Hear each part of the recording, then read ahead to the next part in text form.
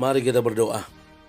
Bapa Surgawi, Bapa yang kami sembah dalam nama anak-Mu Tuhan Yesus, sungguh kami sangat bersyukur berterima kasih kepadamu Bapa untuk segala kasih, kebaikan, kemurahan Tuhan yang masih Tuhan berikan kepada kami sampai dengan pagi hari ini, di mana kami boleh tidur dengan tenang, bangun dengan selamat, tanpa kekurangan sesuatu apapun.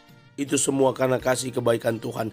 Sebelum kami mulai aktivitas kami akan bersekutu dengan Tuhan, berdoa, memuji muliakan nama Tuhan, dan mendengarkan kebenaran firman Tuhan melalui channel YouTube ini.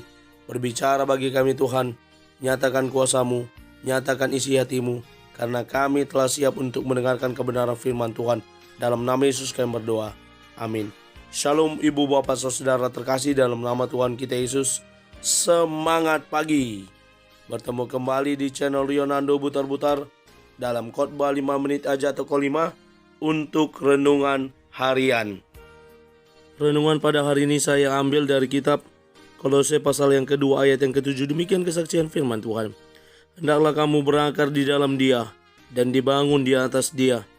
Hendaklah kamu bertambah teguh dalam iman yang telah diajarkan kepadamu, dan hendaklah hatimu melimpah dengan syukur. Hendaklah hati kita melimpah dengan syukur. Ibu bapak saudara terkasih dalam nama Tuhan kita Yesus, berbicara tentang ucapan syukur bisa muncul, bisa ada karena sesuatu dan lain hal. Ada beberapa alasan yang menjadikan kita mampu untuk memiliki hati yang senantiasa bersyukur. Dan dalam nats renungan harian pada hari ini, kita boleh diajarkan dan diingatkan oleh Rasul Paulus yang menuliskan suratnya kepada jemaat yang ada di Kolose, bagaimana memiliki hati yang melimpah dengan syukur. Yang pertama, hendaklah kamu berakar di dalam Dia. Pentingnya hidup yang berakar. Ketika hidup kita berakar, maka kita akan mampu untuk memiliki rasa syukur. Berakar sama seperti pohon yang tertancap di dalam tanah. Dan ketika dia tertancap di dalam tanah, akar yang berada di bawah tanah, dia akan merambat kemana-mana. Merambat kemana-mana menjadikan pohon itu akan berdiri dengan kokoh. Yang selanjutnya, akar dari pohon tersebut akan mencari makanan untuk pertumbuhan pohon tersebut. Kekuatan sebuah pohon terletak pada akarnya sehingga dia dapat bertumbuh, berdiri, bahkan berbuah. Yang selanjutnya dikatakan oleh Rasul Paulus, dan dibangun di atas Dia.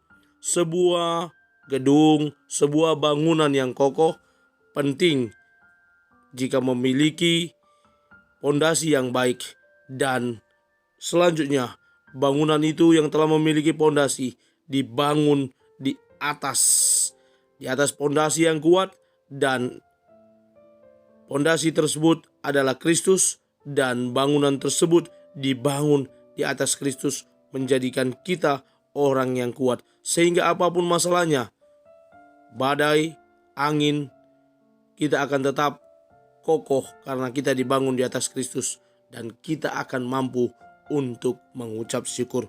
Dan yang ketiga, yang terakhir yang diajarkan kepada kita adalah bagaimana kita bertambah teguh dalam iman yang telah diajarkan kepada kita.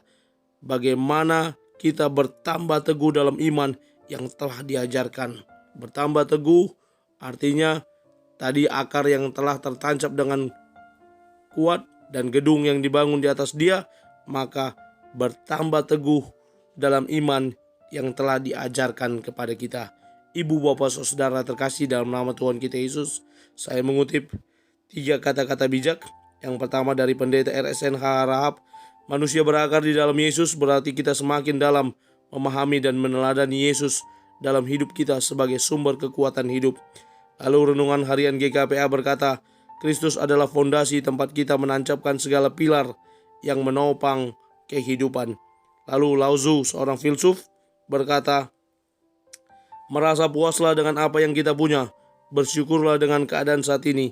Dengan begitu Anda akan merasa cukup. Karena itu ibu bapak saudara terkasih, mari kita berakar, dibangun, dan makin teguh di dalam iman kepada Tuhan, sehingga kita mampu untuk bersyukur dengan hati yang melimpah.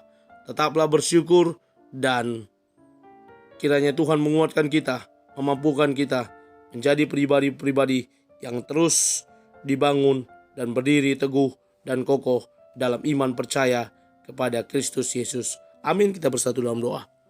Terima kasih Bapa untuk firman-Mu yang telah kami dengarkan pada pagi hari ini. Mampukan kami untuk menjadi para pelaku kebenaran firman Tuhan, yang boleh bertumbuh terus di dalam Tuhan, yang boleh terus berakar, dibangun, dan berdiri teguh, kokoh di dalam iman kami kepada Tuhan, sebagaimana pengajaran yang telah kami terima dari para guru-guru kami, dari para hamba-Mu Tuhan, bahkan melalui kebenaran firman Tuhan yang kami baca dan kami renungkan, dan melalui renungan harian yang senantiasa di-share oleh hamba-Mu. Terpuji nama Tuhan. Kami akan mulai hari kami dengan terus mengandalkan Tuhan, dengan terus menaruh harapan kami kepada Tuhan, karena Tuhan senantiasa memberkati hidup kami, yang senantiasa menunjukkan rasa syukur kepada Tuhan. Di dalam dan demi nama anak-Mu Tuhan Yesus Kristus, kami sudah berdoa dan mengucap syukur. Amin. Selamat beraktivitas. Tuhan Yesus memberkati. Shalom.